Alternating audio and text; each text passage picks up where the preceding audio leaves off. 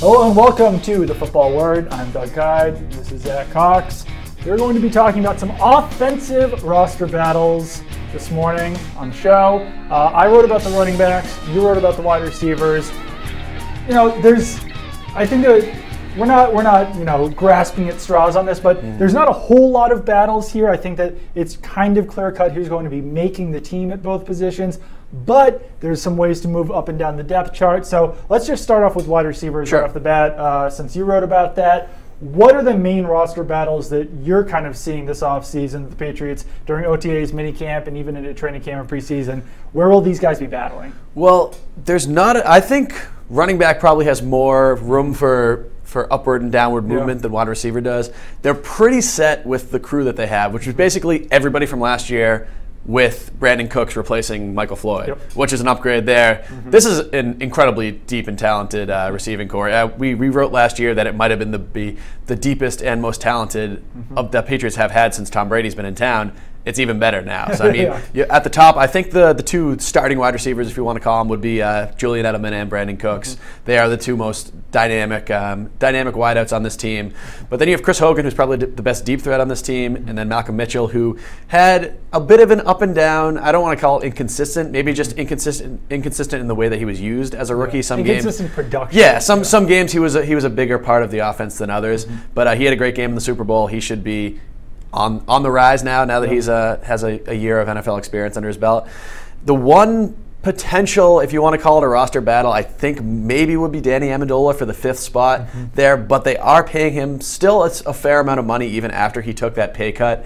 I think a lot of people are going to get excited about Austin Carr, the undrafted wideout out of Northwestern. I saw Rich Hill, our buddy at Pat's Pulpit, wrote that he's the early favorite for the preseason standout that everybody wants to make the roster and then doesn't end up making the roster in the end. I kind of agree with that. I think he's probably going to maybe sneak in on the practice squad unless he really blows people away or Amendola really looks kind of old and falling apart. But I think right now it's pretty set with those 5 plus Matthew Slater. What's your take? Yeah, I kind of agree with that as well. I think that it probably will be those 5. I think that there is some. I don't know if there's going to be room for jockeying for positions at the top there, but I could see a scenario where Julian Edelman doesn't play 95% of snaps or even 90% of snaps this season. I think it would be worth decreasing his snaps a little bit, which is what we kind of saw at the beginning of last year as well, just to keep him healthy, just to keep him on the field for all 16 games, all 19 games as it was last year. And I think that was pretty effective. So I think even though Edelman might be that number 1/2, number 1A, 1B receiver, I think that we will see 2 receiver sets with Chris Hogan. I think it's possible that we might see 3 receiver sets where Malcolm Mitchell occasionally replaces Edelman or where Danny Amendola occasionally replaces Edelman. You want to keep these guys healthy. So if you can get Malcolm Mitchell some snaps, get Danny Amendola some snaps instead of Edelman or Cooks or some of these guys who are a little bit smaller, I think it makes a lot of sense. And Chris Hogan even got a little bit banged up last year. So that could be a situation where you could keep him healthy by allowing those guys to get some snaps. And if you look at it, I mean, Julian Edelman had 98 receptions last season, by far and away the most on the team. The next highest wide receiver was Malcolm Mitchell with 32. So that's almost a 60 reception difference. And even though Edelman we did see them kind of limit him a little bit just to kind of keep him healthy. He was still almost had almost 100 catches. He was by far Tom Brady's top target, especially with Rob Gronkowski out. And they're going to find. I'm very interested to see how they spread the ball around. I mean, because they have all of these guys plus Rob Gronkowski and Dwayne Allen plus all the running backs who we're going to talk about in just a bit.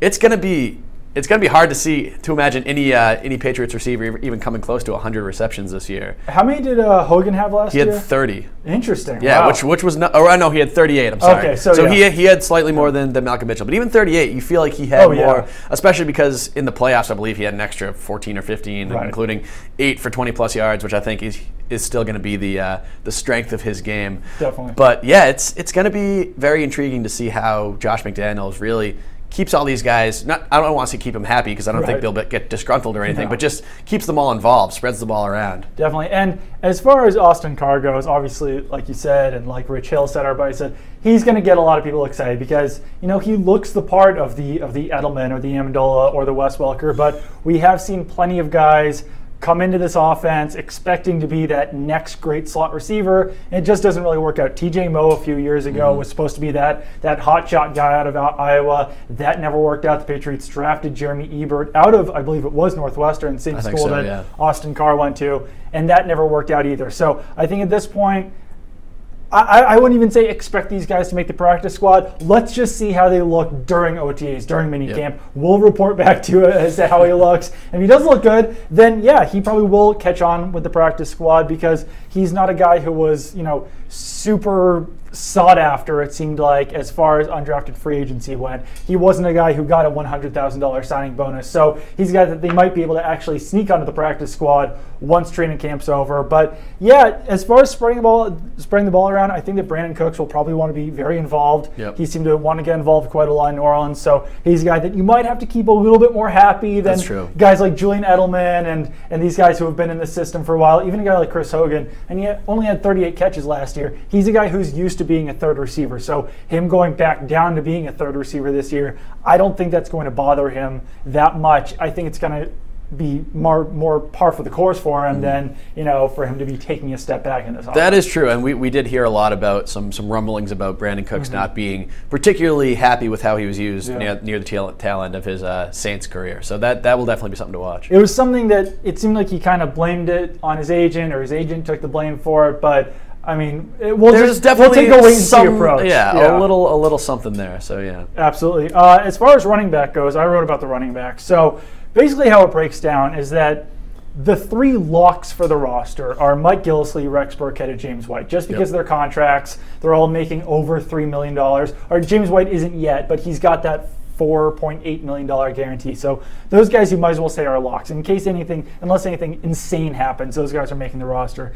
Dion Lewis is almost on that lock slot, but his contract and the fact that Rex Burkhead will probably play a pretty similar role, he's not quite a lock. And then you've got guys like Brandon Bolden, DJ Foster, and LaShawn Daniels, all kind of fighting for what might be a fourth or fifth running back spot. But the real battle here is for those early down carries. And since the Patriots gave up a fifth round pick for Mike Gillislee, since they're paying him $4 million this year, he'll enter training camp, he'll enter OTAs as the favorite to earn the early down role, but he could get beat out by Burkhead, and there's a slightly smaller chance that he could get beat out by Dion Lewis. So that's really where the real competition comes in. How do you kind of see this going? Yeah, I would agree with that. I think that Gillislee, just for the compensation that they gave up to get him and what they're now paying him, he's definitely the favorite, the number one coming in. But, I mean, the Patriots are a team that a lot of times they don't really have a number one running back, a number one receiver.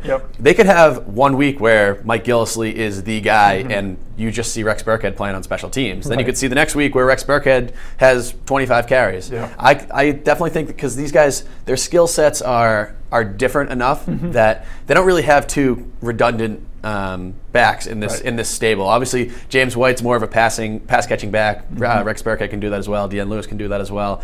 But they don't have really a replica of one of these guys. So I think it's a very well-rounded crew.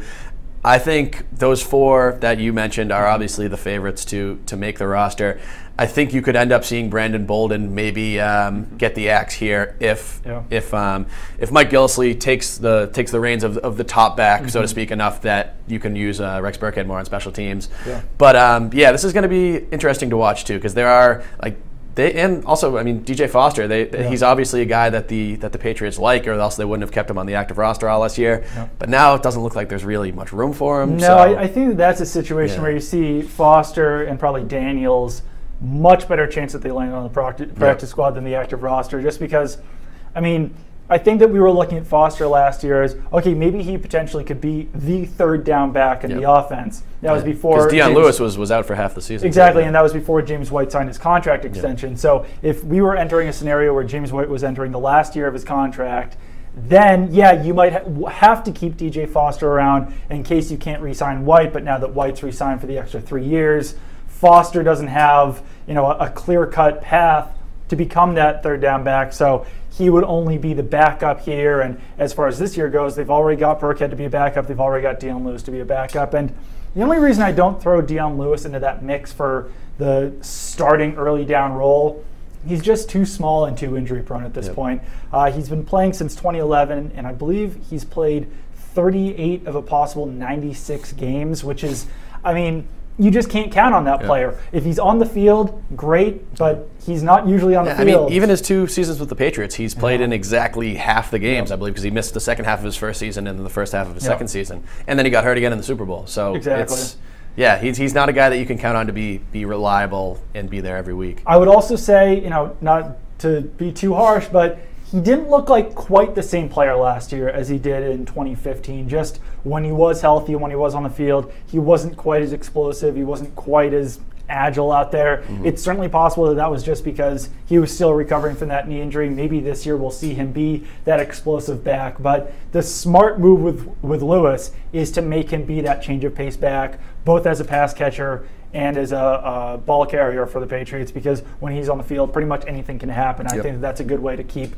defenses on their toes. So I think it'll be fun to watch LaShawn Daniels, fun to watch J.J. Foster this offseason just to see how those guys can do. But like we said, probably much better chance that those guys are on the practice squad at the beginning of the year than on the 53-man roster. Yeah, this offense is just so deep. It's going to be really hard for an under-the-radar guy to kind of get up and sneak into one of these spots. There's not a whole lot of, I mean, there will be competition, obviously, but there's not a lot of spots up for grabs, especially on this offense. Definitely not. We will get into tight ends, offensive line, and the defense later in the week, so that's probably something that we will discuss between the tackles on Thursday.